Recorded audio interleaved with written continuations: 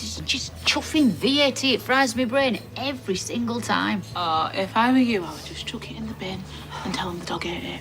I bet that was your trick at school, wasn't it? Oh, sorry, sir. Dog ate me homework, sir. I beg your pardon, I was very studious at school. In fact, I was probably a bit of a swat and a pain in the butt. How come you're doing it in here, Abby? You waiting for someone to help you? No, I'm staying out of Alfie's way. He sees me with a load of paper and he thinks it's his job to cover him in drawings of dogs with 5 legs. The talk of the street. Talk of the street. The talk of the street. Talk of the street. The talk of the street. Talk of the street. The talk of the street. Talk of the street.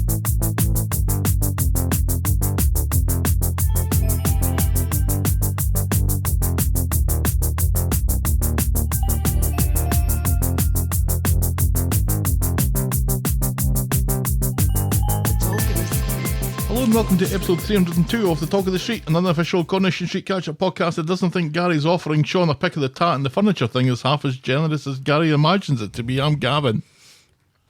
And I have an amazing top on today.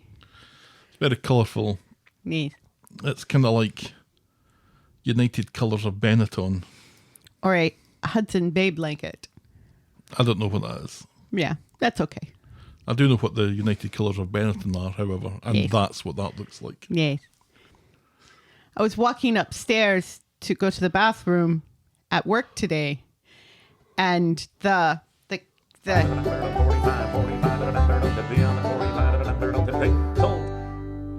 Bathroom auction talk. not even auction talk.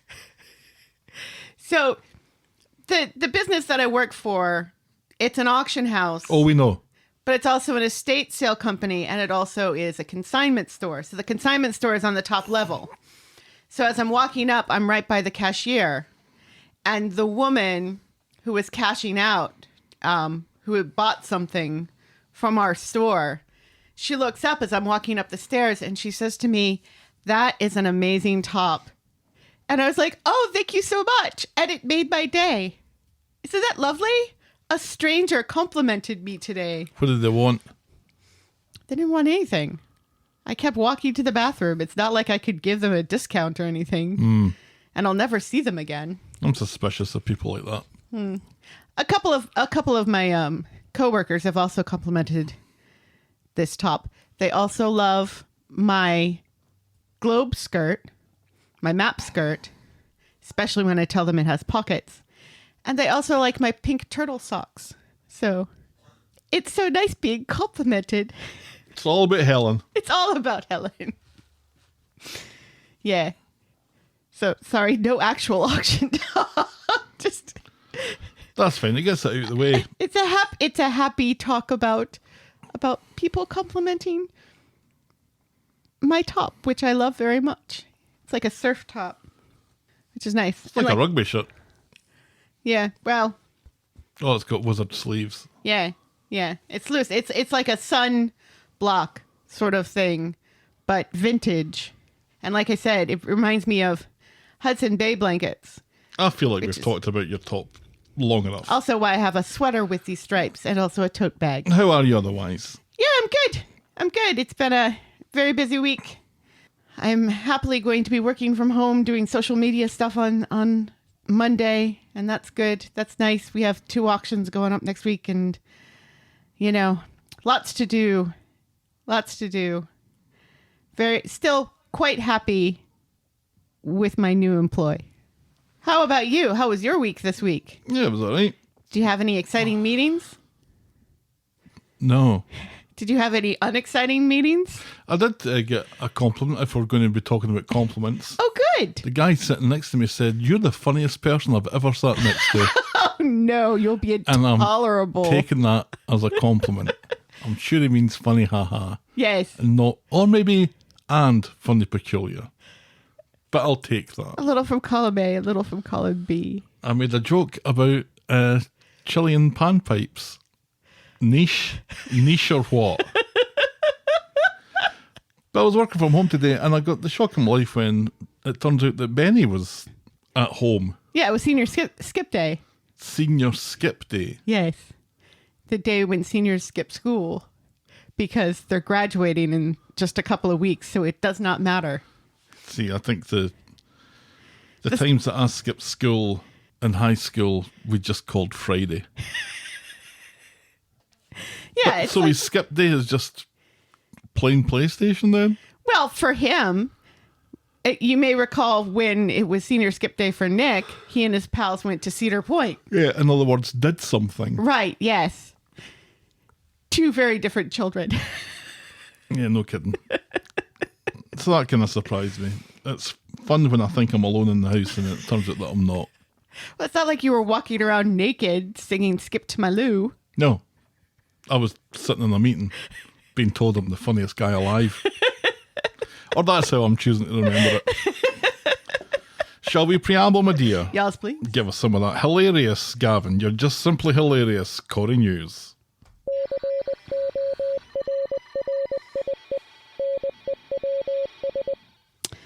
Dee Dee's defense of Roy was amazing, if ineffective.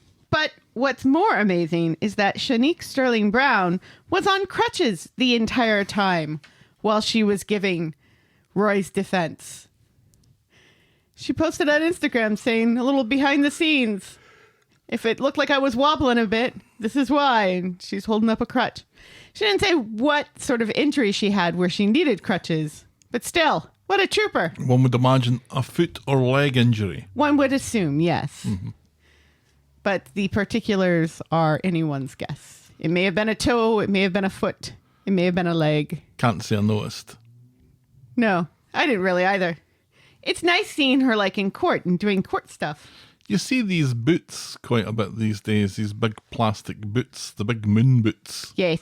They're quite popular. And then also the little thing that you kneel on. Right, and you scoot kind around. of wheel along, and they're quite good fun. Yes. Because it makes you look like you can walk without bobbing when you go past the partition. Yeah, in one of the bowling tournaments Stelly had like a month ago, I felt bad because the coach from Grand Ledge, I believe, who thinks Stelly is the funniest person alive, had broken his foot. And so he was on one of those little scooter things. And as you can imagine, it was impossible for him to get anywhere in a crowded bowling alley. Yeah, that's difficult. On the little scooter thing. I felt so bad for him. Anyway. Didn't stop you pushing him over, though. Shh. Kim Marsh is swapping being a neglectful mom to Ryan to being the most vile of Disney villains, Cruella de Vil, on stage for the UK tour of 101 Dalmatians, the musical. So she's swapping one villain for another. When did she leave, Corrie? 19, or not 19. Do you know what? It feels like 19 Well, something. actually, technically, yes, 19. 2019.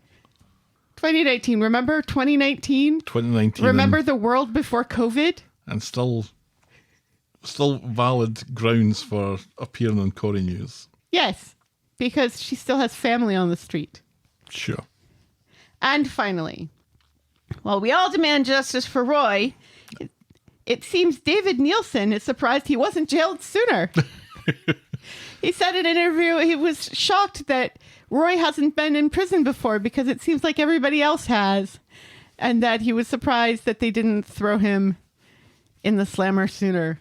So it feels like he also said that Roy is his own worst enemy, which I totally agree with. Oh, 100%. And so it's really hilarious to see the actor who plays Roy have absolutely no sympathy for Roy. I don't know that I've ever seen him getting interviewed before. I don't think I've ever seen him out of character. Yeah. Well, I've seen him out of character because there was that video. I think it was Coulson. There was a video with Coulson in a golf cart. And he drives the golf cart by David Nielsen and stops to talk to him. And it kind of feels like maybe I made this up in a dream. I think you're remembering a dream, definitely. But I swear to God it happened at some point. So, but yeah, golf cart. He lives in Spain, so I would imagine, it's not easy to tie him down for an interview. It seems like he's either working or in Spain. See, in my head, he's the sort of person who doesn't like to give interviews. But that's Roy. Yeah. I'm confusing them with Roy. Yeah. I'm sure I'm not the only person that does that, but Probably not. still. And that's Corrie News. That's Corrie News. And talk of David Nielsen and thinking about being in prison and all that sort of stuff leads us seamlessly into our feedback section that I like to call Everyone's a Critic.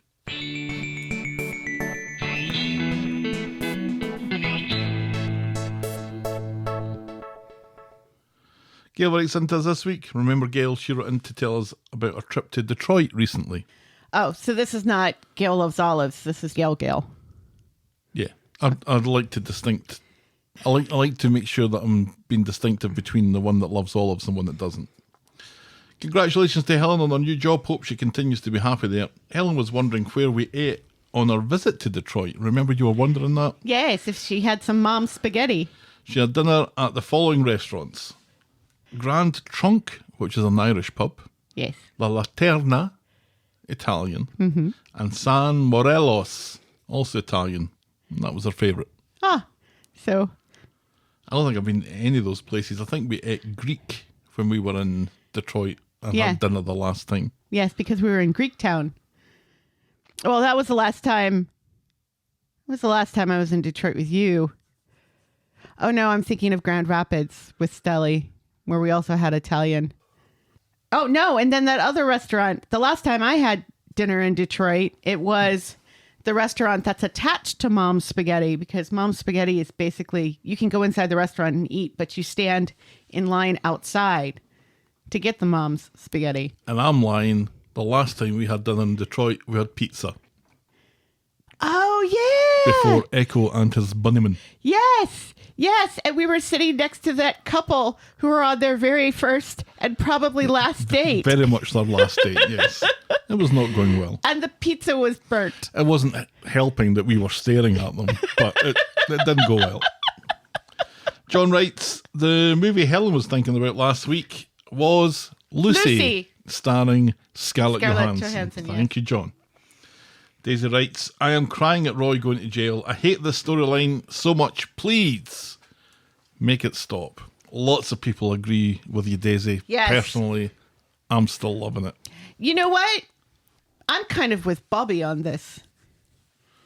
I think we have lost something because it's become all about Roy and not about finding Lauren and finding out. It was never about racist Kelly. What happened to Lauren. Nobody cares. Nobody cares. I thought we cared because it was a whodunit, and we have no idea who did it. And now that it's focusing on Roy, the person we know 100% didn't do it, it's kind of lost some of its savor. We cared that it was a whodunit. We just didn't care who it was done to. Right. Because it was racist Kelly. Right. But we still care that it's a whodunit, and we still don't know who did it. And that part of it I'm still enjoying. Yeah, but we're not getting any of that. It's just Roy. And now a little taste of Daniel being an asshole. No, we'll get a little taste of Daniel's arsehole in a little bit. Yay! Sharon writes, just to let you know that I thought the best line of the year so far was Maria telling Sean that anything you haven't used in 18 months you should get rid of. And Sean saying he would need surgery then. I nearly spat my tea out. Also, I said that Sarah couldn't keep her knickers on. See, they nearly fell down in the rose gold flat. I've come to agree with you that there is too many characters and the storylines are spread too thinly. Nothing is ever tied up.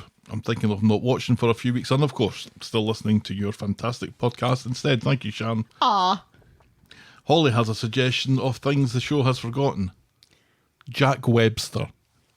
What's happened to Jack? The last we saw him, he was 35 years old and 6 feet tall, remember? Right. Well, that's not the only child that was forgotten in that household, because they finally mentioned Alfie this week, who we haven't seen since he was a baby, unable to walk, and now he's 2, and we haven't seen him as a 2-year-old yet. We have never seen that child walk, and he's 2 now. We saw him fairly recently, had very rosy cheeks and a very round head. He was still a baby. That wasn't recently. That was like a year ago. It was this year. I don't think so. I think so. I'm going to add Jack Webster to Wendy's list of things that show's forgotten. Right, anyway. yes, because that is kind of ridiculous. Because, like, we've had this whole storyline about the school and bullying. And Jack goes to that school. They've definitely forgotten that he's lost a leg. Yes. Because they've already forgotten that Joseph's got Lyme disease. Right. Well, he's been on the antibiotics, so he probably doesn't have it anymore. You think they'd mention it? You would It's think. still fairly recently. Well, when did they ever mention that Sean 100% agreed to move into that flat? Oh, we'll get to that. Because I was so confused. I know, where's he going? Anyway, we'll get to that. Cheeky writes, I'm trying to understand why Bobby thought it was okay to make a fake person that was in the apartment at the same time as Lauren. Has he learned nothing recently about the idea that lies can catch up with you? Citing specific examples, the number of times Lauren lied to him about whether or not she was being abused, the number of times he lied for Simon, and last but not least, incorrect assumption that Roy Cropper was a creep at the beginning of Lauren's story, which is perfectly valid. Right, but not a lie. The Roy part's not a lie. It was a perception. Yeah, he made assumptions. Certainly. Right. And then finally, Noel writes, let's be quick. Line of the year from Kirk. I wouldn't have a Trump candle. Neither would I, Kirk. Neither would I. I'm a little tired of all of the pop culture references in the show.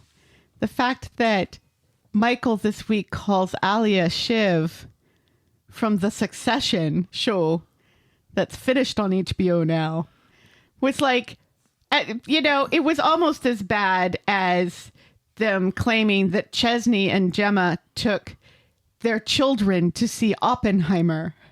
The show's been doing this forever, though. They always make It seems like references to whoever's hot and popular at that time. Right. They do it in classic Corrie. But again, Succession's been over for almost a year now. Well, and this is the thing. And It reminds me of Stephen King novels, because Stephen King is terrible for doing it as well. And I feel that when you do that, you date Yes. what you've written Absolutely. very much to that point. Now, this doesn't really have the same effect because it's a continuing drama. Right. But still, it feels like it's an attempt by the writers to be hip. And it seems like it's been happening more frequently and some really deep cuts. Yeah. Anyway. Noel continues, next up, the Weatherfield Ping Pong police bounce back and forth between Roy and Daniel, two men suspected of murdering someone who's assumed dead based on assumptions. Finally, say black coat with a fur-lined hood 3 times fast. No. Black coat with a fur-lined hood. Well, no, I can't do it. On well of Noel, the international man of mystery. Thank you, Noel. Thank you, Chicky, Holly, Sharon, Daisy, John and Gail for your correspondence this week. We very much appreciate it. Feedback is always welcome. Send us your thoughts and I will probably read them out. Get us at thetalkofthestreet@gmail.com, or our DMs are open at Corrie Podcast. Please note, however, that we do reserve the right to edit feedback, but only in the interests of brevity. And now we'll podcast for coffee.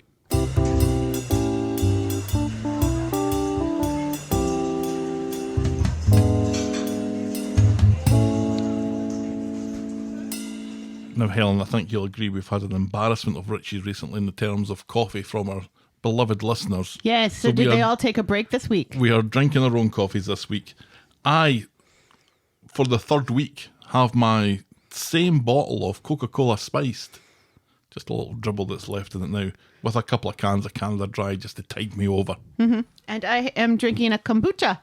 Oh, it's been a while ginger since ale. you've had kombucha. Yes, I had to run into the grocery store to get a cold side dish for the lock-in this evening. So when I was running Nobody in... knows what you're talking about. I know.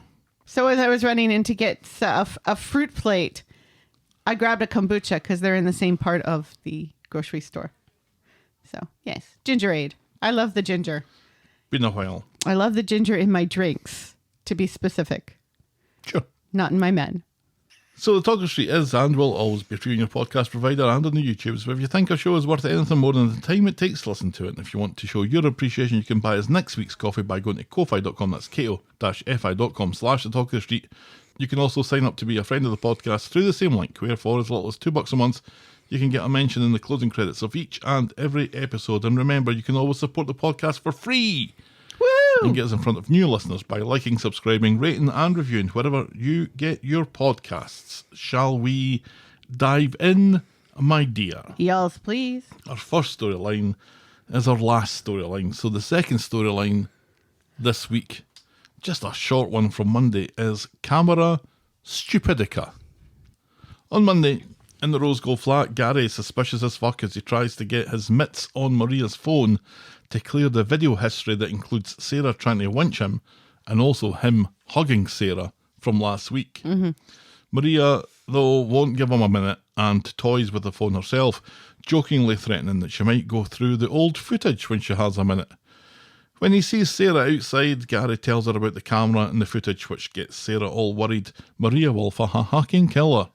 Gary promises to delete it. Maria and Sarah run into each other in the pub, and she apologises for the camera thing, explaining her need for it with Liam, and then Gary manages to delete the file, while Maria has nipped off for a shite. Right. And that's as far as we get And with that this week. Sarah is not suspicious at all about it as soon as Maria goes away. Oh, she behaves very suspiciously. She behaves very, very suspiciously, ridiculously suspiciously. And then it doesn't matter because a little while later, Maria says, "Can you delete? I'm going to delete the footage." And Gary says, "Oh, let me do that for you because I'm a man."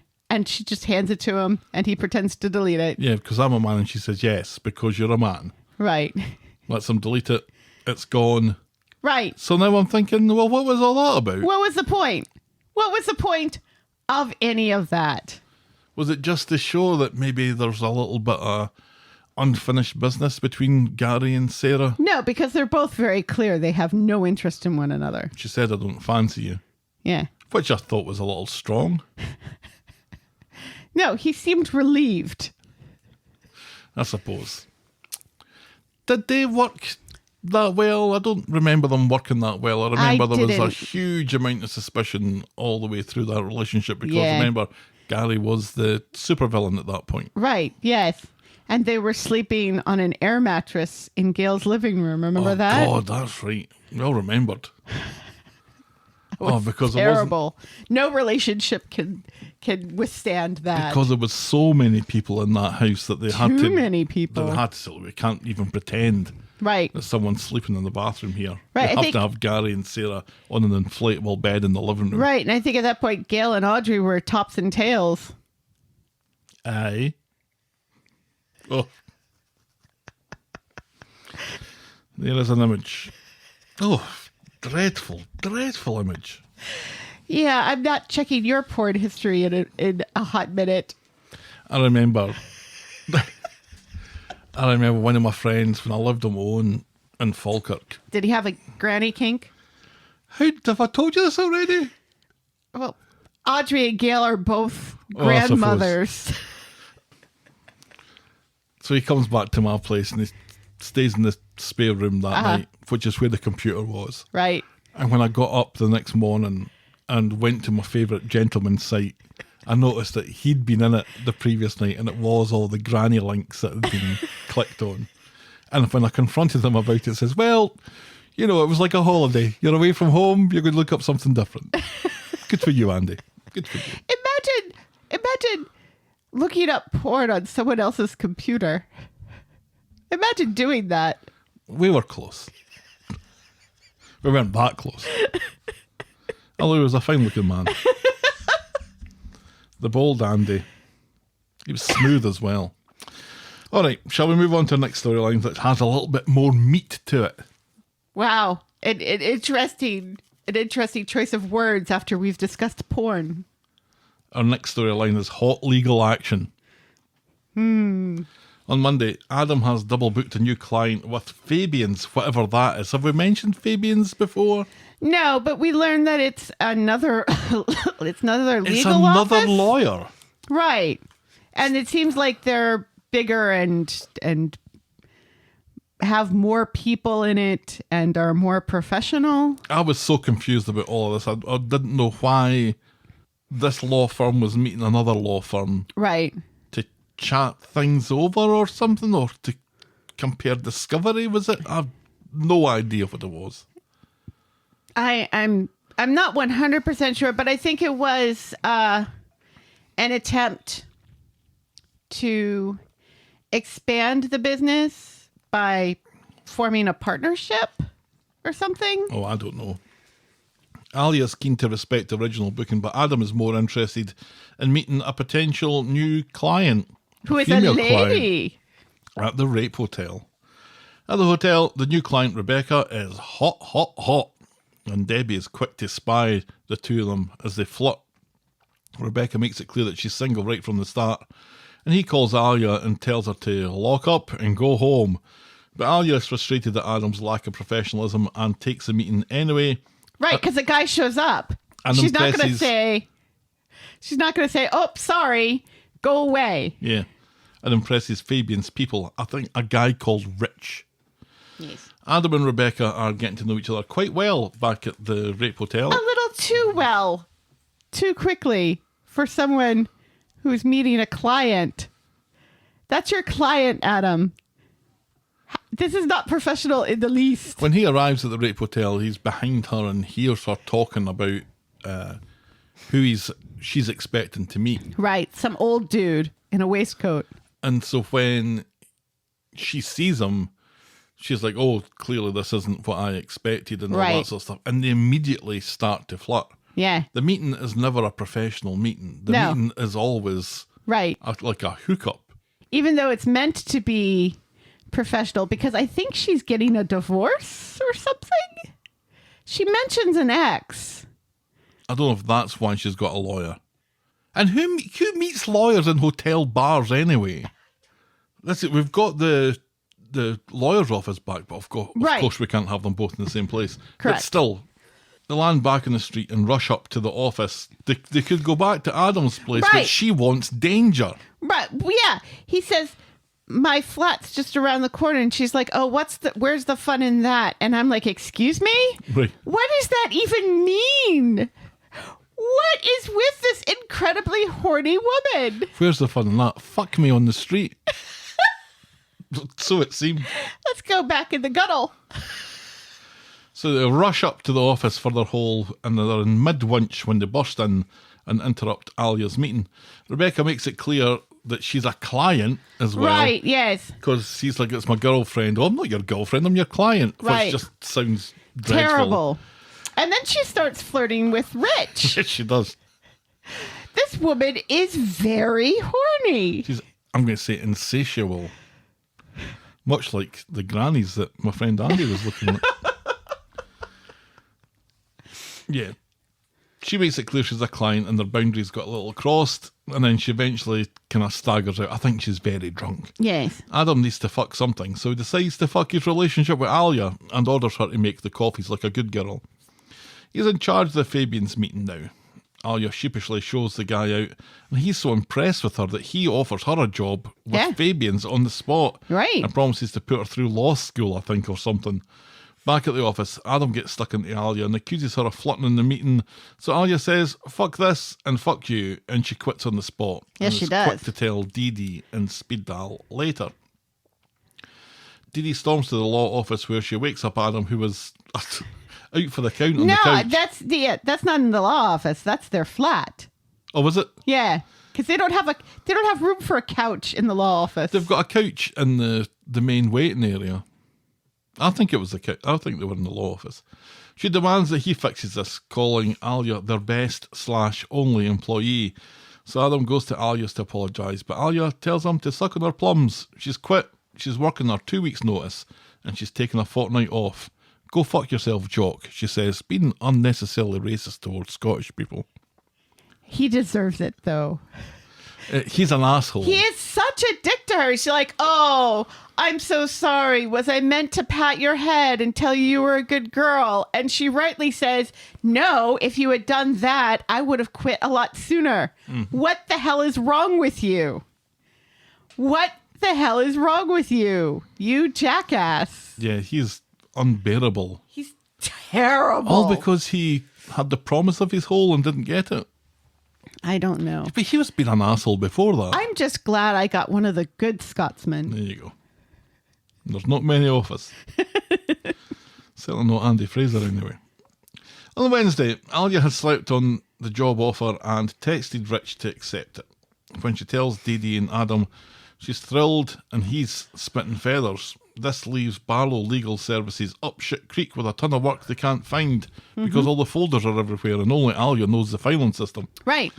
Joel comes in to check on Dee Dee was okay after what happened yesterday in another storyline and asks for if she wants to have a no-strings drink. She knocks him back.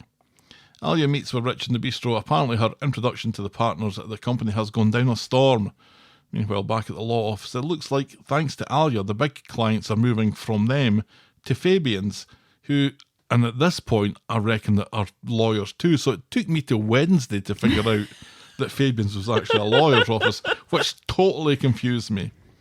Adam furiously goes off to shout at Alya for a bit about this, and they have a slanging match and speed dial about the ethics of stealing clients, but Alya refuses to budge and throws Adam out when he's a patronising arsehole who treats her like a trainee. Back at the law office, Dee Dee has changed her mind about that meeting with Joel, but has to wait while Adam behaves like a child about Alya.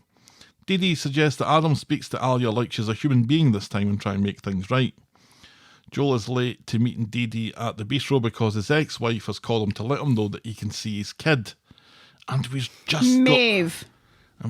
got rid of Eliza. Yeah, but this kid is like a year old. Chill out. Adam finds Alya in the pub and offers her a better job with more money and responsibilities. Alya says she'll think about it and get back to him, but she has no intention of doing so. Right. And instead plans to rip off Adam's client list some more. Yeah, and she's like, put it in writing. You want to make me an offer? Put it in writing. She's smart. He's playing along. He's quite happy to play along with us. Right. But I think he thinks he has the upper hand. Yeah, it's obvious he thinks he has the upper hand. And that leave. all he has to do is smile at her, bat his eyes, promise more money, and she'll come running back. Right. Ridiculous. Joel seems a little hesitant about this whole Maeve thing. Right, yeah. He's afraid to be a daddy. Because this is the first time that he's been allowed to see her. Right. Which is weird. So I guess he is a bit nervous about the whole thing. Yes. But just because he hasn't seen her, he's still been a dad. Right. But I guess he's not. It's not always in his face, I suppose. Right. It's something that's out of the way. And he didn't even know he was a dad initially, did he? Or no, he knew she was pregnant. Yeah. He was, they broke up while she was pregnant. Yeah. Because he's a jackass. Men are terrible. Two jackasses. We need to take a drink whenever you say jackass. Well, unfortunately, I've drunk all my kombucha. Well, what are you going to do for the rest of the show? I'll finish off your spitty Coke Spice. That's all spit now. I wouldn't. That's spit. I don't leave floaters. You can't help it. You got backwash no matter what. You can't stop it. No, I'm very good about that. There is spit in your mouth. I know this for a fact. Just because I'm dribbling. On Friday, Alya is enjoying her new job, but is now having remorse about nicking Adam's client list. God, Alya's gone back and forth here. She's already started, I guess. Yes. But she's took 2 weeks off. Well, she took 2 weeks off to fuck over Adam. One thing she's sure of, though, is that she's not going back to Barlow's legal services. But later, as she's feeling guilty about abandoning Adam, she learned from Michael that Adam expects her back with her tail between her legs because there's been some kind of off conversation between Michael and Dee Dee in the cafe. Angrily, she tells Adam to shove his job up his arse. Right! Up his arse! We haven't done that in a while. Meanwhile, in Nina's roles, Dee Dee and Michael are chatting about her night with Joel, which was as innocent as any other night they've had together. Michael thinks that she has feelings for him. She denies it and ignores her buzzing phone, but mentions that she has to show grace to people who make mistakes. She has to go through the same later in the law office when Adam starts on her. He thinks that she's a sap to take him back, which isn't exactly a line that impresses her. Now, the whole thing with Alya and Michael and Adam in the street. Yeah. When Alya gives Adam the business. Mm-hmm. Did you notice the way both of those men were looking at her as she was walking away? Both of what, when? Michael and Adam. Oh, yeah, everyone wants a bit of Alya. Yeah, both of them are like, well, I would like a piece of that, please. I'm only surprised that they're only just noticing this. Right. Exactly. I'm really hopeful for Michael because she'll never date Adam. You don't think? No. He's too much of an asshole to her. He's too condescending. I don't know if this Michael's is going to nice. go anywhere because Sarah Khan is pregnant. Right. So it's going out of the show. Right. This whole thing has confused me endlessly because as far as I was concerned, okay, New job means she's not going to be around much. Alya is going to find an excuse to go to London to see Zidane and fix his hair or whatever. That's how she's going to go out of it. But then this new job thing Right, crops up and yeah. I think, well, that's how she's going to go out I of think it. that's how she's going out of it. But she's still in But- it. And now they've got Adam looking at her arse and Michael looking at her arse. 4 eyes and 2 bum cheeks is quite a lot of attention for someone who's going to be going out of the show. Yeah, but she'll pretty come soon. back. She'll come back. But they're not going to start this line off and then forget about it for 6 months, 9 months or whatever. No. I don't know. But yeah, I did notice that there Yeah. was an awful lot of attention because when she's riled up, she's Right. got that fiery passion going about her. Michael says something to Adam like, "Oh, I've never noticed her that way before," and Adam says, "Yeah, me neither." Yeah. And that's when they both turn and watch her walk away. Anyway, It's good though, because Alya deserves a little masculine attention ever since she knocked Ryan back. yeah, and it does maybe suggest a little bit the reasons for the frisson between Alya and Adam. The kind of heated chemistry that's going on there is because that maybe he fancies a little bit. Yeah. Does she fancy a little bit? I'm not sure that No. she fancies a little bit. No, I either don't of think them. she. No, she hasn't noticed either one of them in that way, but they are both noticing her, which means that they will be paying extra attention to her. So maybe she will eventually notice. And that's good because when she's talking business, that's what her mind's on. Right. When she's talking business, though, their minds are on something else. Yes. On some Typical men. booty call. Anyway, then Dee Dee gets a crank call that she quickly hangs up on. Later, when she's alone, she gets another call and it totally freaks her out. And as she hangs up, Joel comes in, nervous about meeting his kid, which distracts Dee Dee from the dreadful phone calls, and they arrange to meet later. But she's running late because she's missing Alya, can't find files, and now she has a virus or something on her laptop. Yeah, something keeps popping up saying that she's won 20,000 pounds. Yeah, not bad. Joel comes in, takes a look at the laptop and discovers that Dee Dee has been receiving death threats about her involvement in Roy's case. Yes. She's upset but refuses to be distracted. Joel really wants to report this, thinking it can't end well otherwise, and he asks her how she would advise herself in this situation. She says that she would tell herself to go to the police. So that's what they do. And Joel and Dee Dee go to the police. We don't get to see it though. And in doing so, Joel misses his meeting with his kid, but not to worry, he hasn't just dinged her, he's already rearranged, and he preferred to see that Dee Dee was okay. Yes. They go for a drink and a pickled egg, but not like that. In the pub, Dee Dee tells Joel that he'll make a wonderful dad, and there's all this conversation because we've got Abby with a ponytail Yeah, talking about on her laptop doing work in the pub. doing her VAT returns, talking about how Alfie can't be around Alfie when she's working because he'll just grab Paper and paper start scribbling on draw it. a dog with 5 legs. One of those legs Is is a a cock. penis. Yes, it's got to be. Alfie is very strict when it comes to being anatomically correct in his artwork. So you got Abby talking about kids, and then we've got Michael that comes in and he starts talking about his kid. Yeah, but he's also a bit standoffish because it's Joel. Yeah, he's very mistrusting of Joel Yes. after how he treated Dee Dee earlier. Yes. Yeah, but still, there's lots of kid talk, and it Right. seems to be making Joel look like he's going to shit himself a little bit. Dee Dee tries to get Michael and Abby to help with encouraging words, but they all give him more reasons to run a mile. And now Joel looks like he has actually shot himself, but he says he's ready to be a dad. Well, that's nice. And that's as far as we get with that this week. Yes. Joel's return, then, I wasn't expecting that necessarily. He's been all over Coronation Street social meds for like the past week. So I wasn't surprised. What do you mean, their social needs? the Coronation Street Instagram account. Like he was doing like a tour of the set and this is what my day's like and going into the makeup counter and everything. And then they did this reel where there's this Roy is Innocent t-shirt and where they do the thing where they put it on and then they go like this and it comes off and then they throw it to another person. And it was him and then Asha and then Kev and Steve. And then Steve with a beard. And then it ends with Swain and she looks at it and she shakes her head and she throws it behind her. Yep. She doesn't put the t-shirt on. Yeah, I don't like talking about this t-shirt. Because apparently the show is trying really hard to make the audience hate her now that they've made her a permanent member of the cast. I hate this t-shirt for 2 reasons.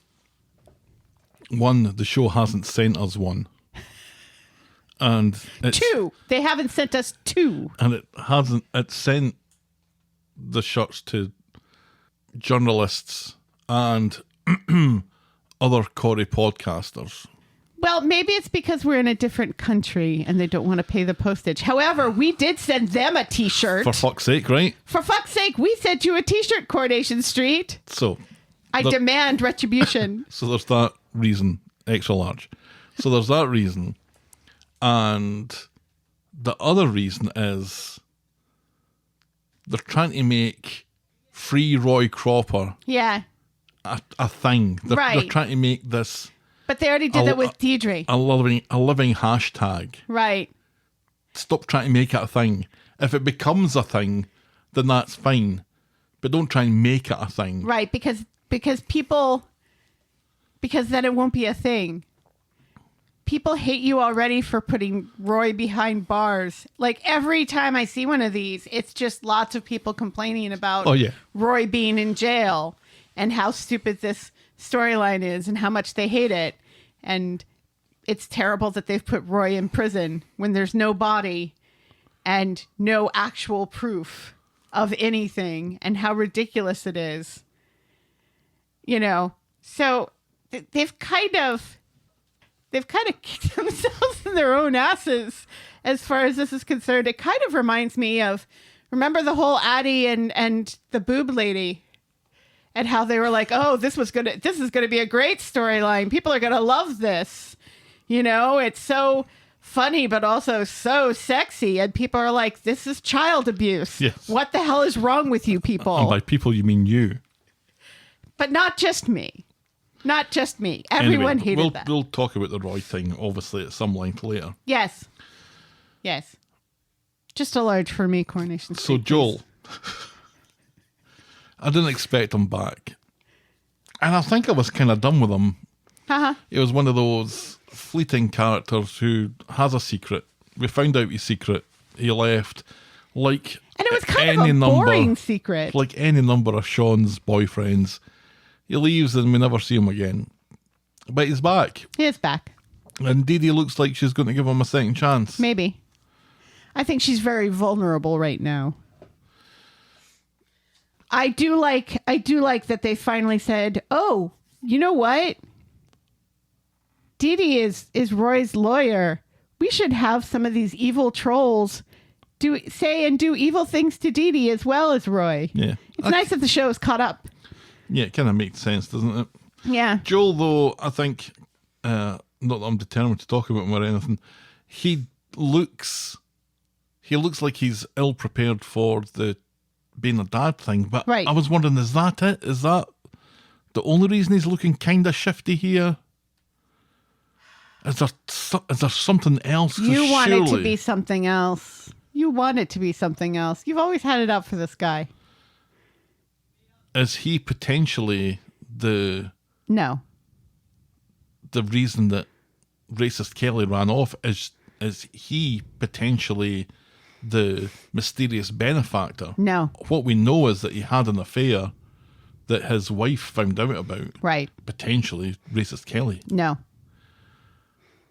You seem very sure about this. Yes, I am sure for 2 reasons. And one of them is Joel obviously doesn't like blondes. Right. And is reason number 2 the same as reason number 1? No. But No, the reason number 2 is spoilers. Oh, okay. Why did the show hate us so much? They won't even send us t-shirts. I'm so upset now. I was fine when I didn't know that other podcasts had received these t-shirts. Now I'm mad. Well, Conversation Street got it. Right. How dare they? I don't think north of Weatherfield has it yet. No, because they're Canadian. It's the same problem as us. We are an ocean away, but still, we sent them a t-shirt. And they don't have our address. Or maybe they do. It would be very easy to find our address. Just ask. That's all you have to do. Just ask. Yeah. Or, steal my credit card number again. Go mad at Walmart and White Castle. Anyway, we joke. We joke. A little bit. Maybe. Let's move on. Shall we move on? Yes. Yeah, we talked about that enough. Shall we move on then to our next story, which is reality coding bites. On Monday, Simon is still working on his business plan and wants to know how much Leanne is looking to invest. Leanne, though, has spaffed her cash up a wall thanks to this computer mind pish. Mm-hmm. So just feeds him the usual delay spiel. She has a word with Ken to see if Deirdre's death dividend could be forthcoming. What a cheeky cow asking for that. Right, yes, but also, fuck Ken for being so dismissive of his own grandson. Well, no, Ken would rather pay for Simon's education. Right. Simon not everybody wants to go to school, Ken. Then it's a no from Ken. Well, then he still deserves some money from his grandmother. Back at the flat, Leanne tries to buoy Simon's spirits with some new age bullshit and then leaves for an important Zoom call. Both Simon and Nick reckon that it was the Institute that was speaking out of Leanne's mouth. Back at the office, Leanne explains on the Zoom call to Rowan how she wants to help Simon solve his problems, but recognises that he isn't a kid anymore. And also, she recognises that if it was Oliver, she probably would help. Yes. And also, I'm sorry, Leanne. Simon is still a kid. He's still a very young and starting out in life. You're supposed to help your kids when they're first starting out in life and have finished school and are trying to figure out what they want to do after school. You're not a dick to your kids. You're not like, oh, well, you've graduated, so fuck off. I'm never going to help you again. Yeah, but when you think back to what your kid's done and all the drugs and the car crashes and the booze. Well, that's only if you yourself haven't also sold drugs and gotten a woman killed. Rowan thinks that she's coming on leaps and bounds with patter like this and upsells her another session. On Friday, the anniversary party at the bistro that Leanne had managed to secure has been a great success and has gained more follow-up bookings from the people that were at the party. Right, yeah. Leanne puts this down to her reality coding. Later, the place is jumping, which Leanne also puts down to reality coding. Nick thinks it's more likely to be down to their early bird offer, and Sam agrees. Meanwhile, one of the child guests at the bistro starts playing chess with him and asks to see his moves. Aye. The game results in a draw, and they shake and arrange to meet at chess club later, her chess club that she's inviting them to. Right, and they're so deplorably adorable together. Yes. Hope better watch her back, man. Leanne puts this down to her reality coding.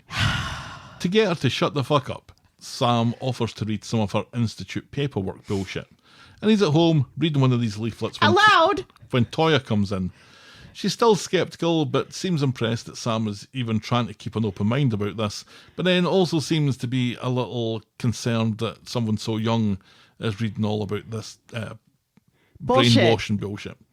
Later, Toya tells Leanne and Nick about Sam reality coding for Roy, and how she doesn't think it's right, and Nick agrees. Leanne gets defensive about reality coding and people who don't get it and don't see the big picture, and she refuses to talk about it anymore, and she leaves, and Nick and Toya share a concerned look. And that's as far as we get with that this week. Yes. Does it feel to you like Nick is not really doing anything to help Leanne here? No. He's just kind of standing to one side and just kind of letting it happen. And roll his eyes and do all of the things that will push Leanne further into this cult. Yeah. Yeah. Yeah, he's far more concerned about Sam. He's been like that for a while, hasn't he? Right. But, and Sam, like he claims that he's reading it out loud to help him focus on Understanding and the interpret words it, yeah. and everything, which, fine. It still seems ridiculous that a child as intelligent as Sam is reading something out loud. Oh, no. Only for us to hear it. It's for our benefit, yeah. Right, yeah. But it also feels like he's extremely skeptical of all of this. And Yeah. he's already said so. So for him to be like, well, I'll try it for Roy's sake. It couldn't hurt. Feels out of character a little. But we got to remember, he is still just a child. And he promised to give it a go for Leanne. Right. So he's given it a fair crack. Right. But giving it a fair crack is further reading about it, recognizing it for what it is, and then tearing it up and never thinking about it again. Not, well, I will try this, focusing on the power of positive thinking and magically make Roy become out of prison. It's or like something. he is treating this as an experiment. Right. Yeah. Which is fine. And I think maybe Toya's a little overly cautious, and is not recognizing that that's how Sam is treating it, like an experiment. Leanne does seem a little unfortunate to be surrounded by people who don't really care enough to do something practical to help her. Because Toya's not really helping either. Toya's better this week than she was last week. Toya tried to help. Toya tried to say, hey, maybe you need to think about this further before you get further into this. But I guess she wasn't very helpful in the way she worded it last week. And now that Leanne's given her the pushback, it doesn't seem like Toya's like, okay, well, she gave me the pushback. What are some better ways for me to handle this? It seems like, oh, well, she's given me the pushback. I'm just not going to do anything about this ever again. Which is weird because Toya, as we know, is a trained counsellor. She is a trained counselor. I think she said that last week. She did. I think she confirmed that she's a trained counsellor. She is. So you would think that she would have more than one tool in her her tool armory belt, yeah. to solve this, or to try and get Leanne to see reason what she's doing is probably not the best. I still really need to know what the end result for this institute is, because the power of positive thinking, as we've discussed already, is already a cult. It's not really anything new. No. I don't know how you're making your money out of this kind of thing. It's these really expensive Zoom calls. Is it just to make money? Because then that's not really a cult. That's just been ripped off. Well, no. It seems like the end result is having this dude's name tattooed on your vagina. It seems like it's very much based on NXIVM. Not that they're actually going to have Leanne get this man's name tattooed on her vagina, but you know what I'm saying. That it very quickly goes from a pyramid scheme sort of thing to having to have sex with him and being part of the inner circle. That seems a big leap from one thing to the other, though. Right, but that's how it happens. Because in real life, that's how it happened. Feels like there has to be something in between. Right, and I'm sure we'll have something in between. And it kind of feels like there is this sort of progression here. The way that this dude is being a total dick and is the one who has put in Leanne's mind that maybe she shouldn't give Simon any money or help him financially with this business he wants to start, when she was the one who was encouraging him and had already promised him money and is gone back on that promise. Yeah, write up a business plan. And basically she said, write up a business plan and no matter what's on it, we can talk about an investment. And I guess that's all they really have done. They've talked about it, but she did make it out like she was going to promise him some money if he managed to write up a business plan, which of course he did in 5 minutes. Right. It is nice to see Leanne positive about things for a change, though. Even if it's crazy talk? Yeah. She's been such a misery for so long, with Yeah. reason. With reason. And maybe that's what makes this So sad. potentially so sad. Yeah. Right. And let's not forget, we've already had this with Leanne because she was happy With once her- before with a psychic. With the psychic, yeah. Yes. All right, we'll move on then to Auf Wiedersehen, Eliza. Yeah. On Monday, zum Montag, Stu is organising Eliza's leaving picnic, and what better way to celebrate emigrating to Germany than with a curry? Yasmin thinks That's how I celebrate. the menu is a lovely touch and will show Eliza how much he'll miss her. It's a nice reminder, and this seems to get Stu's mind ticking. Stu's bright idea is to get an Eliza tattoo on his arm, Yes. but he's only gone and spelt it wrong. The Z's the wrong way around. Right. But If- is that his fault or is it the tattoo artist's fault? Because he doesn't make an appointment. The guy just is so annoyed by him that Well- he just... You're annoyed with Stu, whether there's an appointment or not. Right, yes. He's so Stu annoys the man so much, he's like, fine. You've got 5 minutes. Sit down. Here I go. Sort of thing. I don't think Stu's the one who put the Z wrong, is he? The guy has to put an outline down, Right. He's supposed to anyway. and Stu's got to read that and realise that Z looks awfully like an S. And it kind of seems like maybe that was the problem because he's looking at it like this. But still, it's nice to see that there is actually somebody working in that tattoo parlor that we will never see the inside of. Which, again, and I'm sorry that I've mentioned this before, but their name is wrong. Tattoo will do nicely. It should be called Tat'll do nicely. I think it works either way. It doesn't work either way. Tattoo will do nicely? What's Yeah. tattoo? What is tattle? That'll.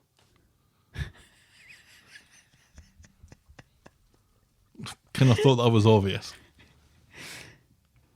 I think... It's supposed to be a pun on that'll do nicely. Right, yes. So call it tat'll do nicely then. Don't call it tattoo'll do nicely. Well- because that's not fucking anything.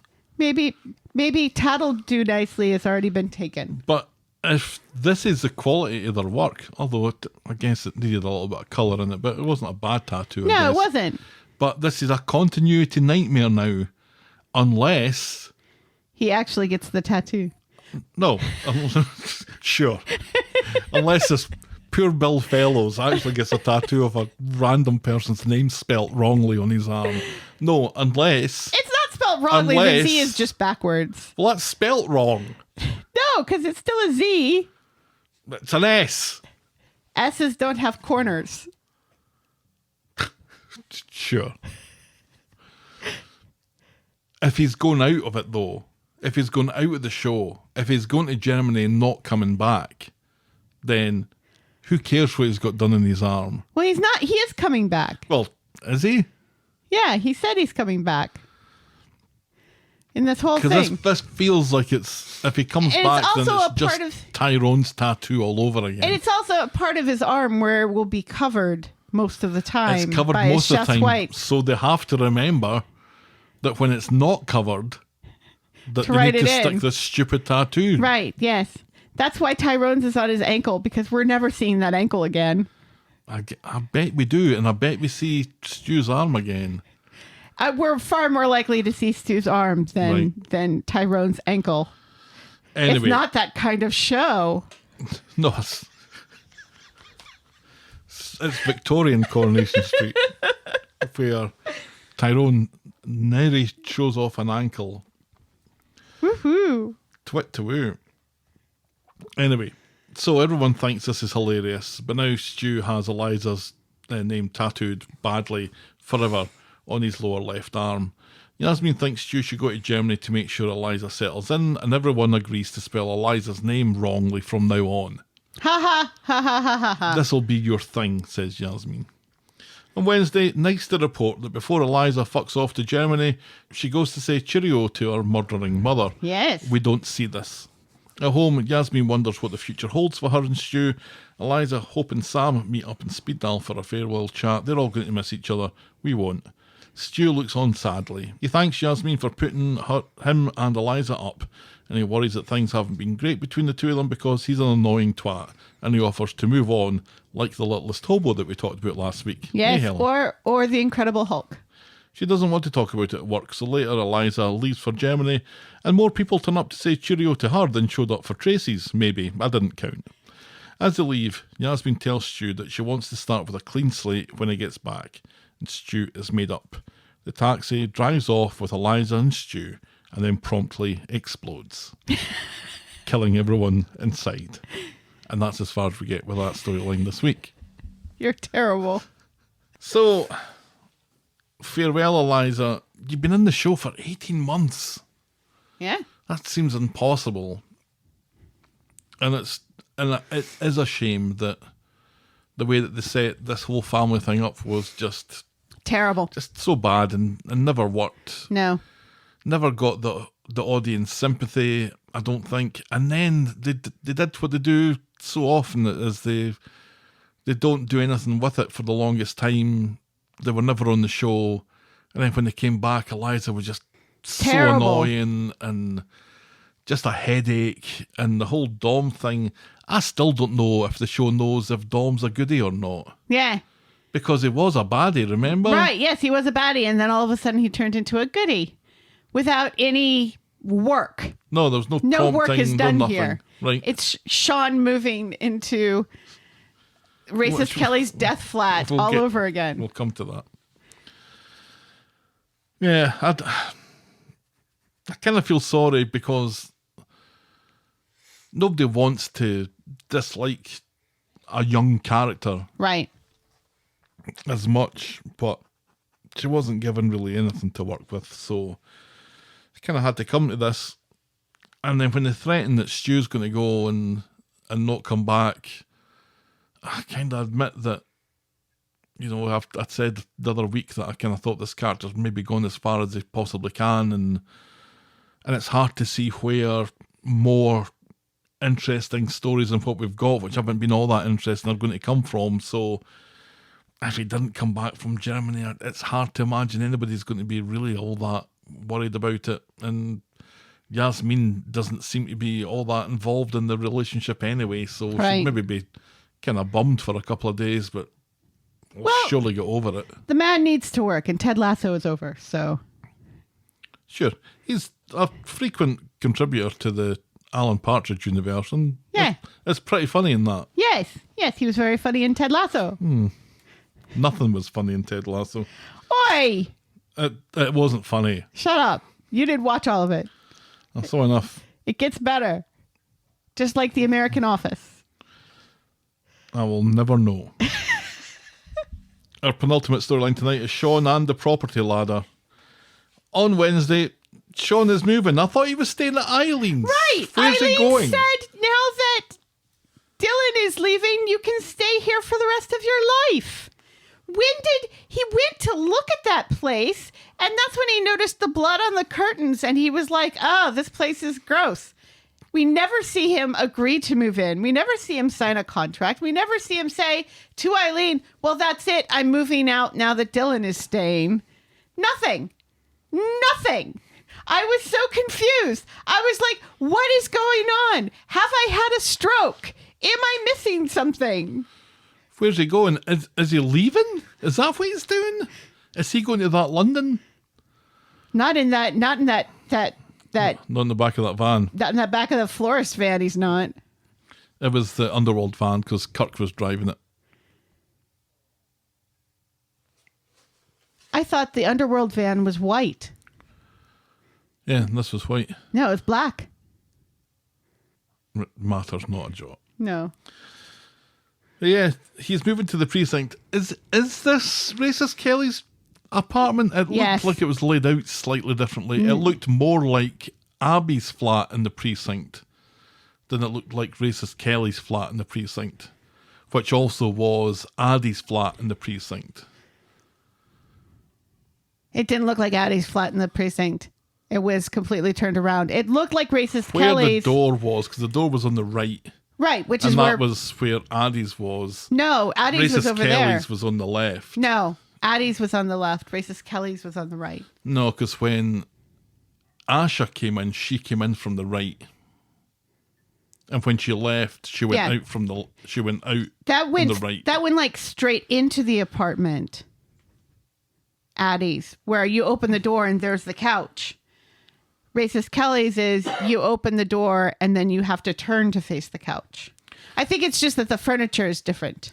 It was also that's the decorated wallpaper. differently, I thought. Right, because they've moved all of Racist Kelly's stuff out. So, Yeah, of but course, they've it's decorated it, different. like the walls were a different colour. No, the walls were the same color. I think She's that got I the brown felt- and the red I felt they wallpaper.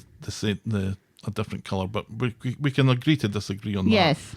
And invite anyone with a passing interest to throw in their 2 pence as well. Right, yeah. The main concern here is that nobody told us Sean was moving. No. To the precinct, To anywhere. where he was less than impressed. Right. He was very snobby. Well, he's moving. Dylan is starting back at the school. It's also Liam's first day back, and Maria agrees to let them both go together. Mary has been to visit and remarks to Eileen how sparsely furnished the place is. So Gary asks Sean to stop by the furniture shop, which makes Sean shut himself a bit, but Gary just wants to gift him a bureau from the shop as a housewarming gift. So Sean and Dylan settle in with a new bureau in the precinct flat. Dylan thanks Sean for never giving up on him, and they have a hug. And that's as far as we get with that this week. Yeah. Gary says... I am so glad that Sean has moved out of Eileen's. Yes, He's because there are too many people in Eileen's. As he said, he's a man in his 40s. He really should have his own place by now. Yes. He can't be the perennial lodger Yes. with Eileen. Are you shocked that Gary's 38? No, I kind of had him at that age. I thought he was already in his 40s. You think? No, I wouldn't have said so. It's like mid-30s, mid to late 30s. Yeah. Gary says, okay, Sean, you can have anything in this store you want. Pick out one thing as a housewarming gift. The register.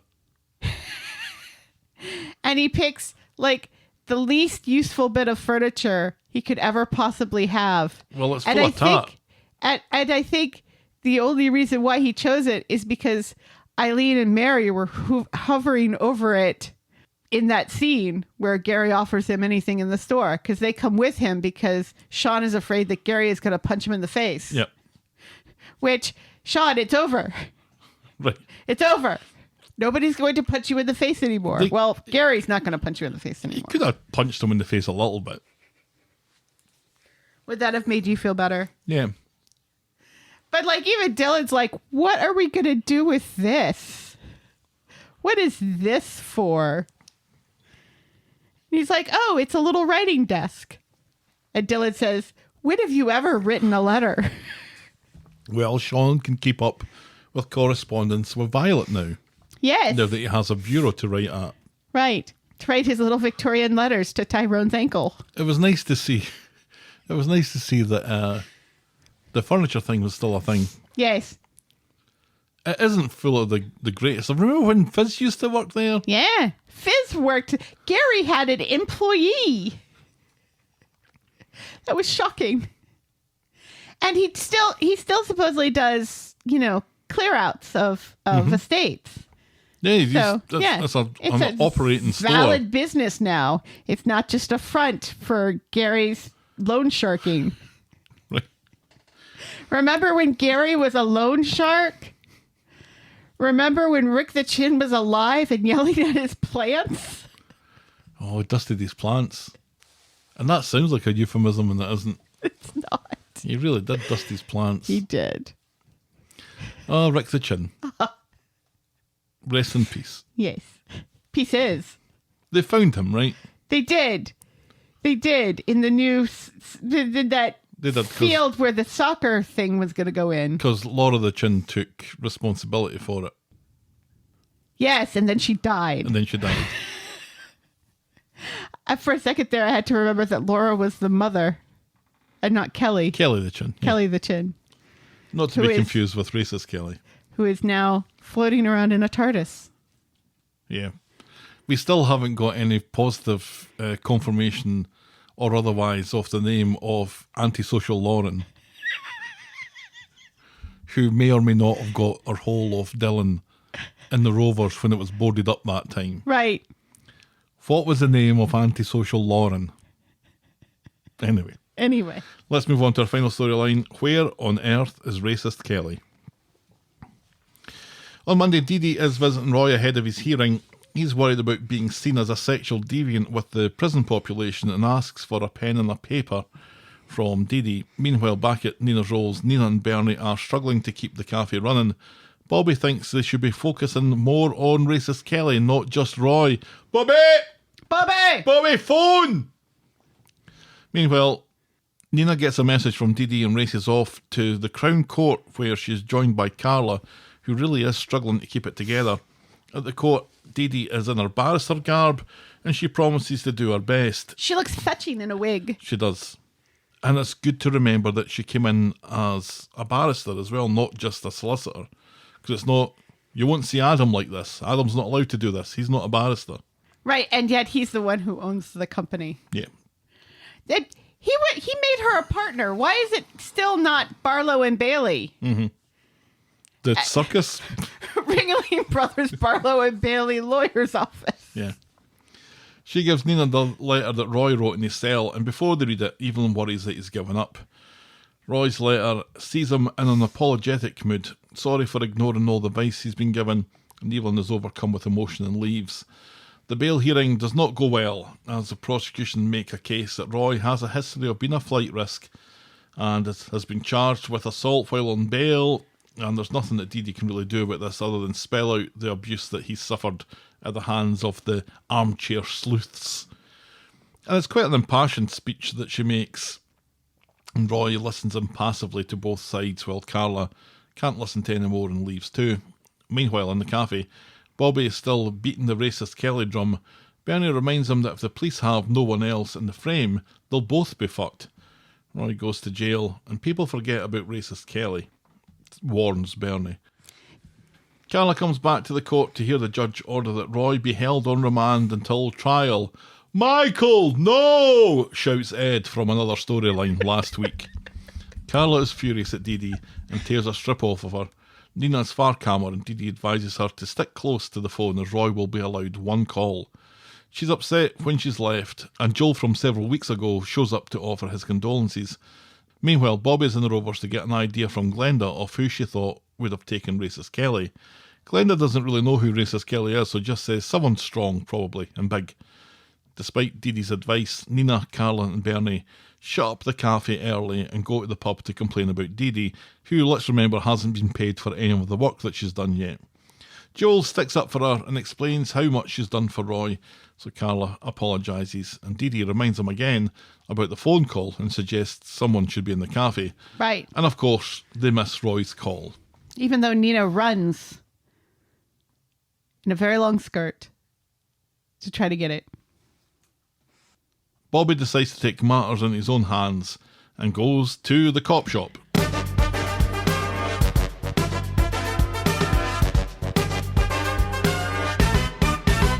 Swain. So Bobby is in an interview room with Swain and gives her a cock and bull story about a large balaclavad man who he saw at Racist Kelly's flat, claiming that he was too scared to say anything sooner because the bloke was so big and the balaclava was so woolly, and he threatened Bobby to stay quiet.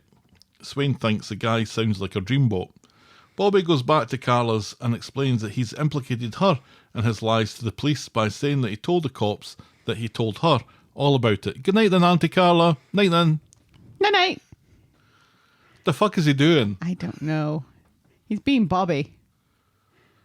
I mean, you think about this for 20 seconds and you realise this is a really bad idea because what you're doing is, 1, you're lying to the police. Right. 2, you're giving false evidence. Right. And 3, you're sending them down this blind alley. Right. That may not get them where they need to go. Exactly, and takes the attention away from finding Racist Kelly, which Bobby claims to want. Right, yeah. I don't understand why they're not doing that anyway. It does not seem like anybody on that police force is actually actively searching for her body or, proof of life. it seems like, oh, well, there was blood on the curtains. The blood was hers. We're going to lock this old man up. Yep. We're done. That'll fix it. Yeah. Yeah, I want to see some more policing done. That's what we like about Swain. She's actually a good detective.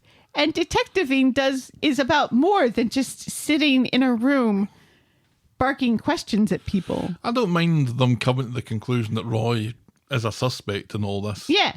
But I do wonder if they've closed the book on Racist Kelly a little too quickly. Absolutely.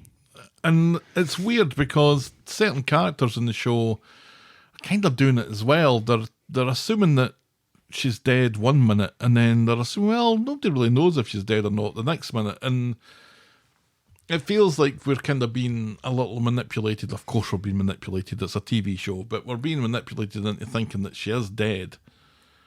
And having to remind ourselves every now and again that, well, wait a minute. We don't know. We have no idea if that's the case or not. Right. But yeah, seeing Swain doing more of the investigation would be nice. Would be better. Would be preferable. Like I said, I don't really have much of an issue with Roy being in jail here because it feels like that's where the story had to go. But I'd still want to see something going on, like you said at the start of the podcast, about the whodunit side of it. Right, because that's what we like, is the whodunit part. Mm-hmm. We are big fans of the whodunits. So Carla is, wait a minute, why is my name getting mentioned here? Right. Bobby says that he told them that he told Carla about this guy, gave them the date and the time, so if they ask...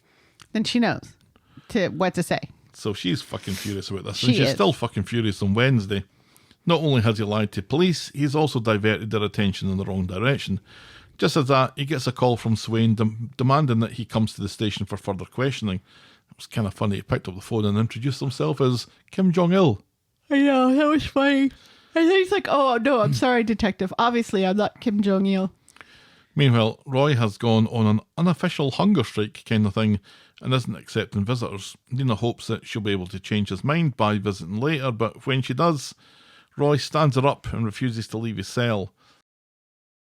At the cop shop, Bobby sticks to his story about the anonymous man in the balaclava. Swain clearly knows that he's lying and mentions that Carla is a friend of Roy's and threatens him with a jail. Bobby points out that he doesn't really know Roy.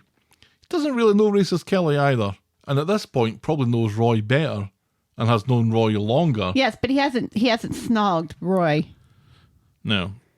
So there's Bobby the can't be difference. dissuaded. He's released and he rushes to complain to Carla, telling her that Swain mentioned her. Carla's shitting bricks about this, and Bobby sending the investigation down a blind alley by telling the cops that the man was wearing a dark fur-lined jacket. He has to give them this information to get Swain off his back about it. So this is a man who's wearing a balaclava and a fur-lined hooded jacket. Right, well, the hood is the only part that's fur-lined. But still, it's a man in a fur-lined hood jacket. And a balaclava. Right. Does that conjure up any kind of image to you? Like maybe the man's slightly overdressed? Balaclava and a hood? Or, Racist Kelly's flat has been transported to Alaska? Or at least Colorado? Or Belfast in the 80s? Were they wearing hooded fur-lined jackets? No, but the paramilitaries love a Balaclava, yes. Yes, who doesn't? Who doesn't? Despite the delicate nature of this, Bobby can't wait to spill his guts about all this to the crew at Nina Rolls, explaining about how he's changed his statement, the fictitious man and the balaclava who threatened him, which is why he didn't mention it before. He was getting threatened. I was so scared. I was so scared, he He was so scared so often. So scary. Nina and Cassie are immediately suspicious. Carla asks them to keep it to themselves for Bobby's safety, so everyone is on the assumption that this man is real. Cassie, though, thinks it sounds like a jacket that she saw in the charity shop that came in with some kids' clothes the other week, so Evelyn goes off to check. The jacket's gone, but the kids' clothes are still there, and those were clothes that belonged to Bertie. He killed Racist Kelly. So Swain lifts Daniel to chat about this development. It's Toya's old solicitor that's representing them. He admits to donating the coat and is an asshole to Swain. She asks about the hours of tutoring and paying racist Kelly's exam fees, and he continues to be a twat. She starts asking him about how he tutored Bethany in the ways of journalism, like he tutored racist Kelly, like he taught Summer. And this makes Daniel shit himself a bit. He begins to realise how this looks. Swain demands to know when Daniel last saw racist Kelly, but as we've already established, he misremembers that. Right. They let him go, and he goes to the pub to complain to Ken and Bethany, but Carla hears most of the conversation and realises that Daniel is in the shit because of Bobby. Well, he was already suspect number 2. It's far more believable that Daniel could have killed racist Kelly than course. Roy, because he's younger and he has form.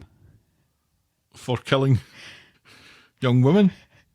For doing things like pushing his dear old dad down the stairs. And Max. And then pushing Max down the stairs. He's got a thing with stairs. He does have a thing with stairs. He could have pushed racist Kelly down the stairs, and that's where the blood splatter on the carpet came from. Yeah.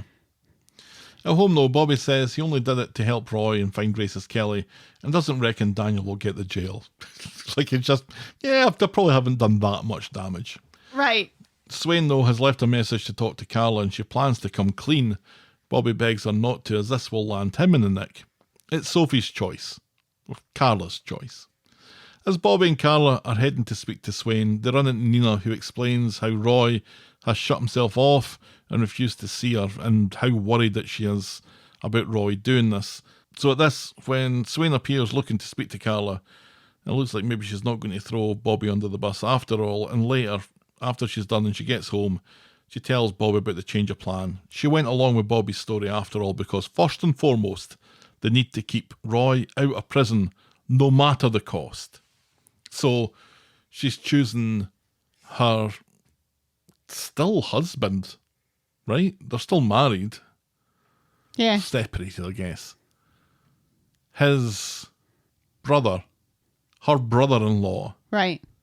She's choosing to throw her brother-in-law under the bus rather than Roy. Yeah. And I would do that too.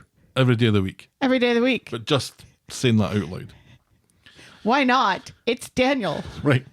On Friday, Daniel and Bethany are still ruminating how taking clothes to a charity shop can result in him being prime suspect in a murder investigation, and he's still blaming Max about it.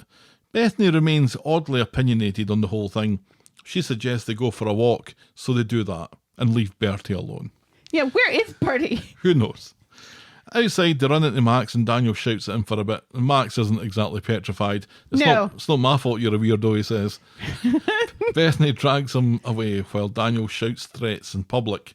Right, yeah. Yeah, that's real smart, Daniel. Which I think Abby saw. Yes, Did Abby saw that? Yeah, Abby saw it. And it's like, Daniel, you're suspect number 2 for murdering a young person. Mm-hmm. Maybe threatening to kill another young person in public is maybe not the way to go. Right. Later in Nina's roles, Max overhears chat about Bobby's new statement, which could make the case against Roy collapse. So Max rushes off to the factory where he doesn't work to shout at Bobby. Bobby maintains his balaclava story to Max, who convinces himself it was Daniel, and justice is just round the corner. Bethany berates Daniel. According to Platt chat, it was Bobby who went to the police, not Max. Right. So Daniel's all pissed off because now he owes Max an apology again. Right. Daniel, meanwhile, has found something online that suggests that racist Kelly was a prostitute. Daniel sex worker. had heard rumours, but didn't think she was a sex worker. There you Bethany, go. again, is really opinionated about all of this and then nips off, but not for a shite. I think she's going to the post office. to do a shite. First class. In the mailbox. Return to sender. I don't know what that means. When she's gone, Daniel calls Nikki to ask for his cardigan back. No. Yes, but but we don't know that it's Nikki. We don't know at this point. He's called someone and asked for an urgent meeting. Right, yes. Meanwhile, Bethany goes to speak to Max and Nina's roles to insist that Daniel had nothing to do with any of this, especially after what she went through. She tells him Daniel is a kind and lovely man, and she tells him to back the fuck off. Max leaves, and sees Bobby and apologises for his reaction earlier. Bobby accepts, and they both agree that they want racist Kelly back safe. Daniel comes out of his flat on the phone saying that he's on his way, so Max and Bobby are intrigued by this and decide to follow. Bethany, totally ignoring the statistics that people who've been in abusive relationships tend to get back in yet another abusive relationship over and over and over again until a charming Scotsman comes their way. Meanwhile, Roy calls the cafe and speaks to Nina, apologising for not seeing her the other day. She begs him to let her visit, but it's too much for Roy, and he hangs up. Daniel meets Nikki and a new sex worker called Deanna in the precinct. Max views this from across the playground area, Right. and takes some photos And video. He's caught Daniel red-handed, Yes. or perfume cardiganed. Right. Talking to sex workers. Totally illegal. Bobby doesn't think this is evidence of anything, but Max is sure it proves Daniel is a hypocrite. And a perv. Back home, Daniel's in his chair when Bethany comes home from the post office, looking a little lighter. That was a very long trip to the post It certainly office. was. Under the impression that he hasn't left. Before he can tell her where he's been, Swain appears with more questions and asks him to go to the station. Daniel starts screaming harassment. This is like Groundhog Day. This isn't like Groundhog Day, isn't like Daniel. Groundhog Day at all. Groundhog Day was entertaining. Right, yes. And the way he and Bethany both talk to Swain, like, how dare you come into this house and demand and ask us very nicely, or ask one of us very nicely to come down to the station to answer a few more questions. How dare you do that, madam? Just so you know, every time Bethany pipes up in these situations, She makes I it get worse. more and more suspicious of her. It makes it 100 times worse. He tells her that she has no grounds for taking him in. So Swain doesn't really want to say anything, but Right. like they've kind of forced her hand. They have. So Swain tells him that he was seen with 2 sex workers today. Oh, that, says Daniel. I know. The way he looks like, oh man, maybe that was a bad idea. Yeah.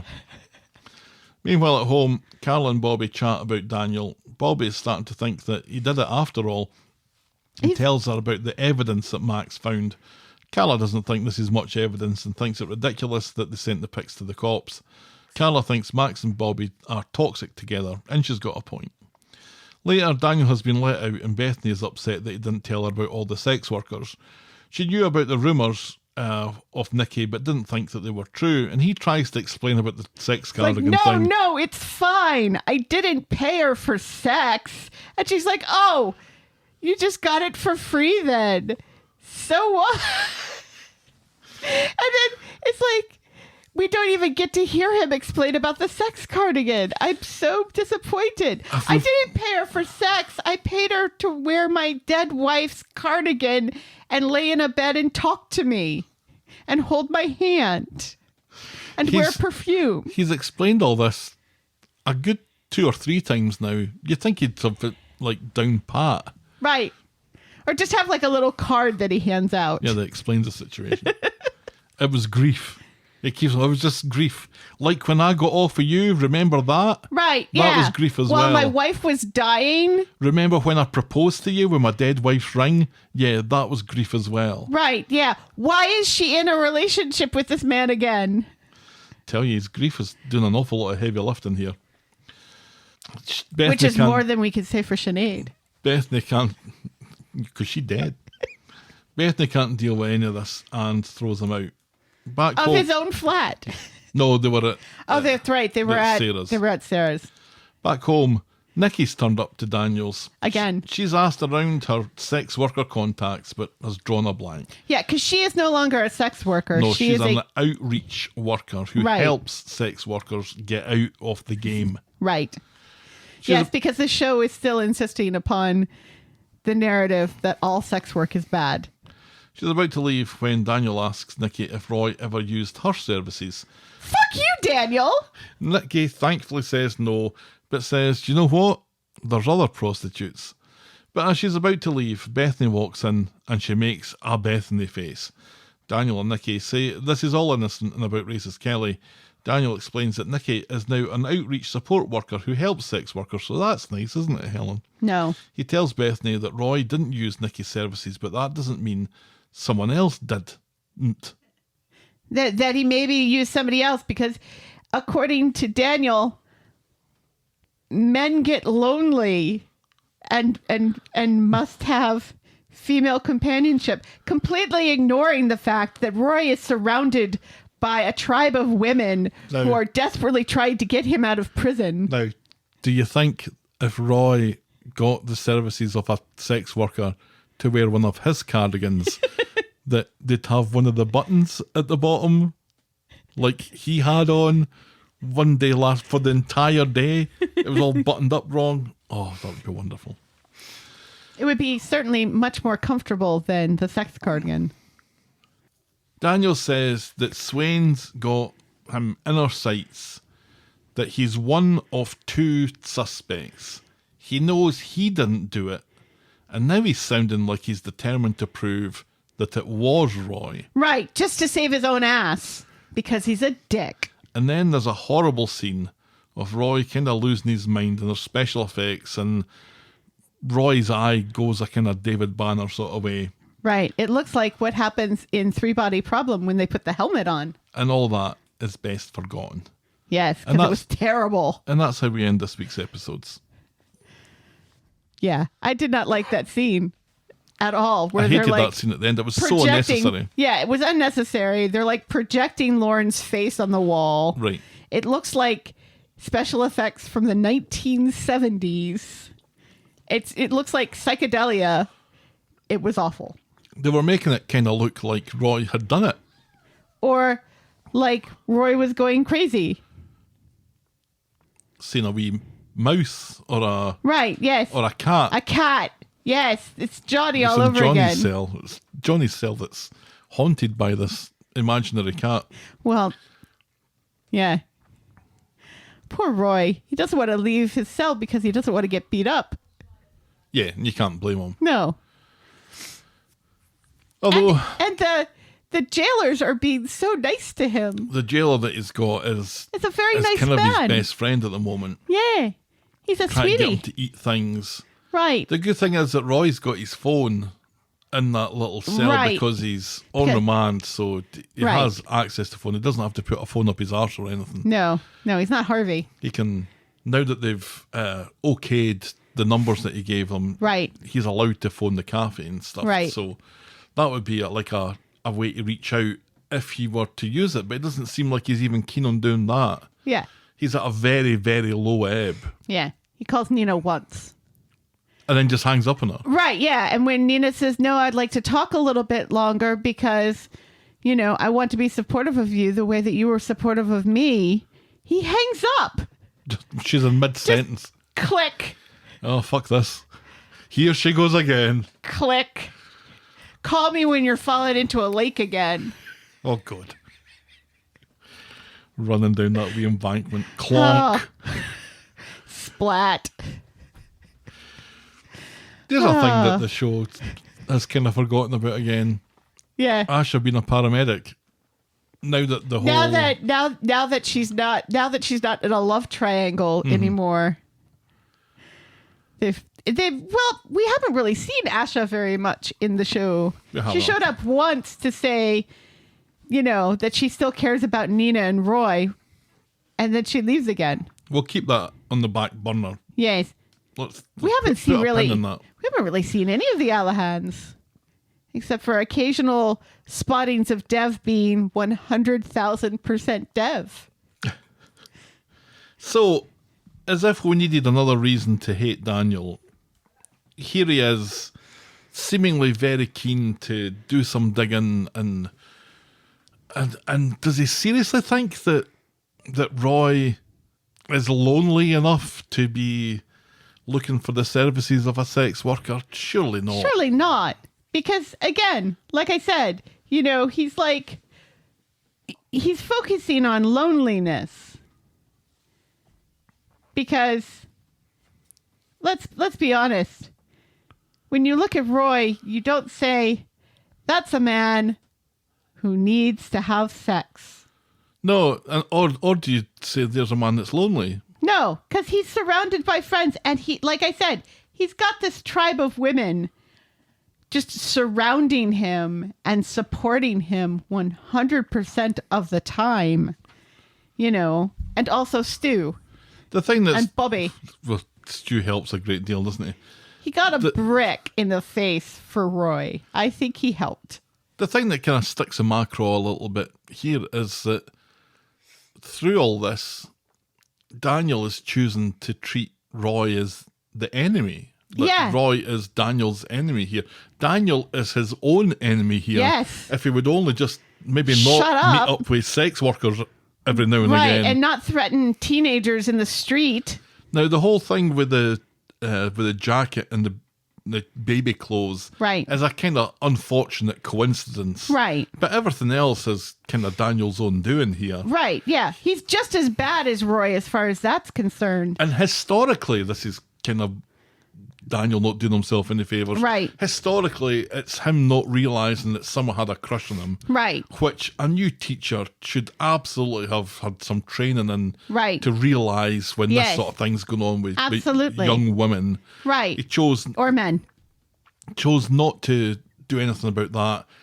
Kind of ended up leading her on Right. pretty much because Yeah. of his kind of stupidity in it. Yes.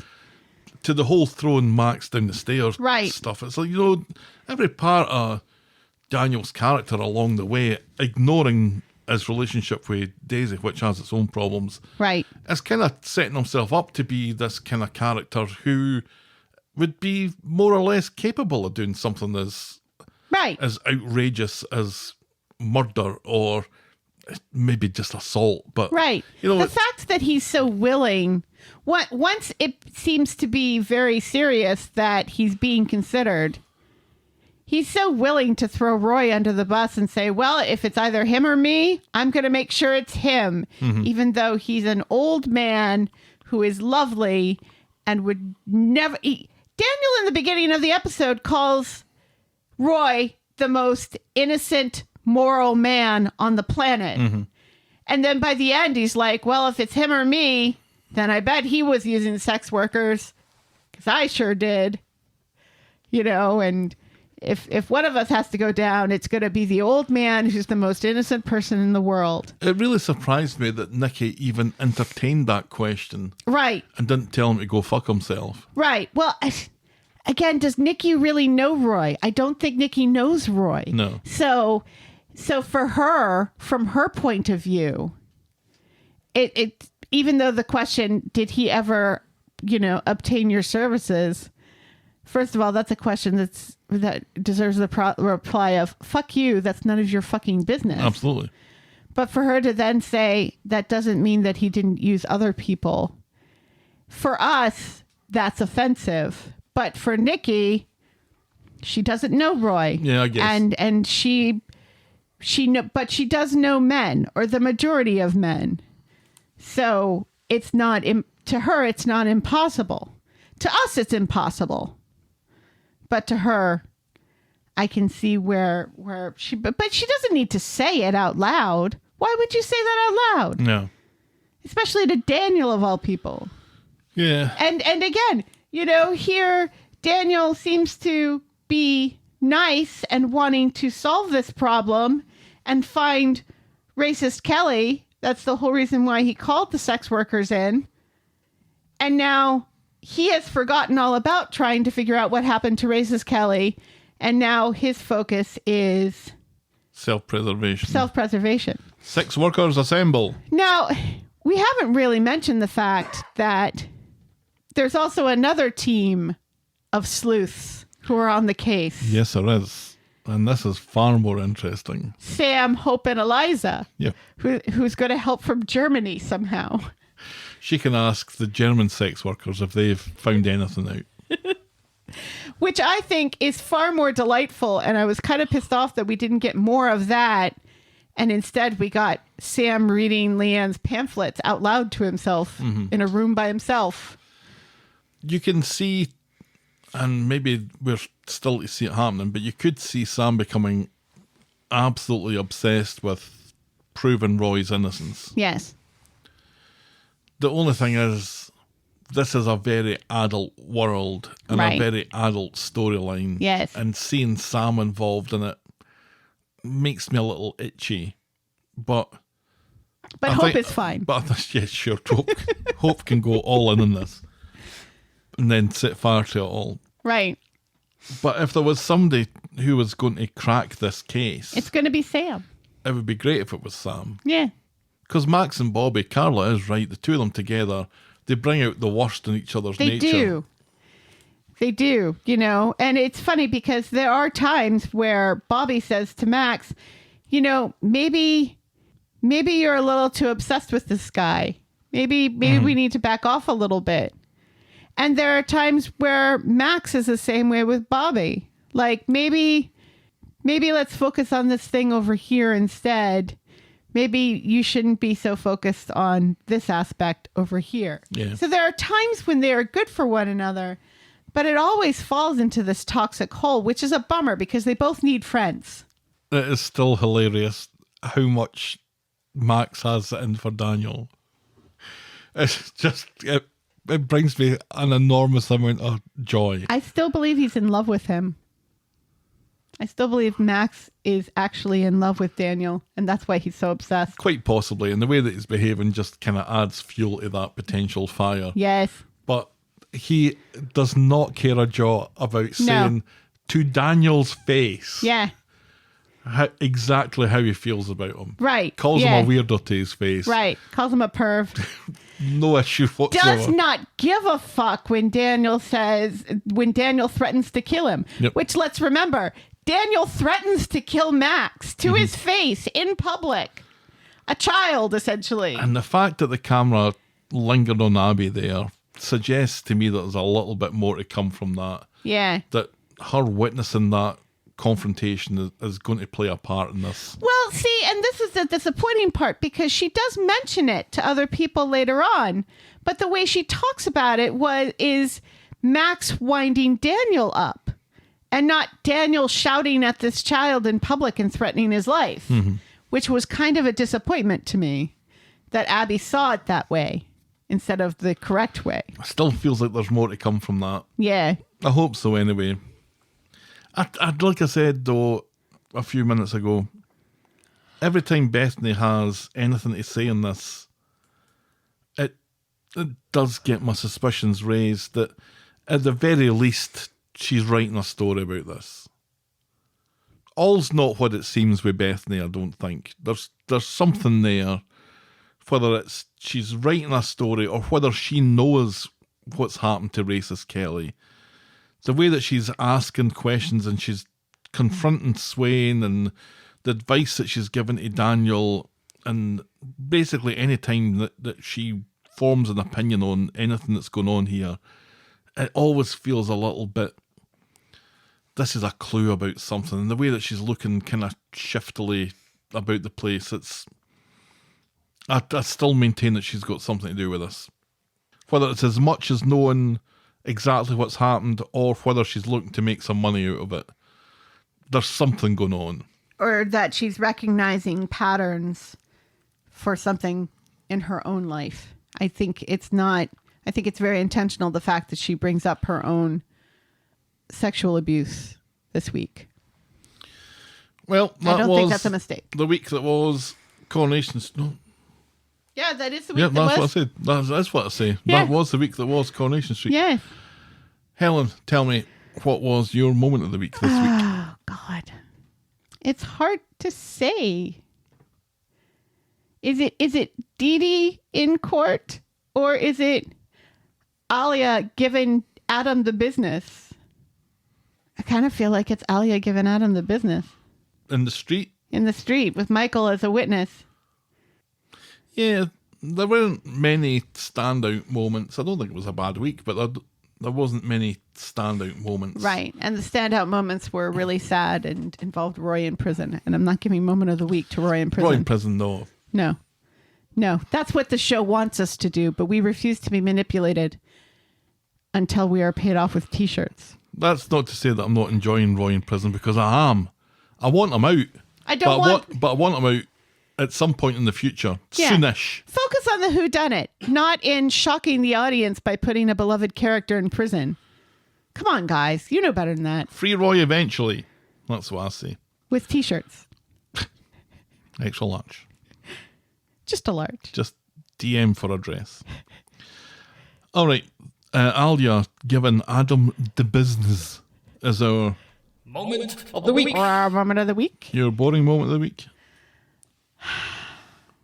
Daniel sitting in a chair. No, although I was going to suggest Ken hoarding Deirdre's death dividend money.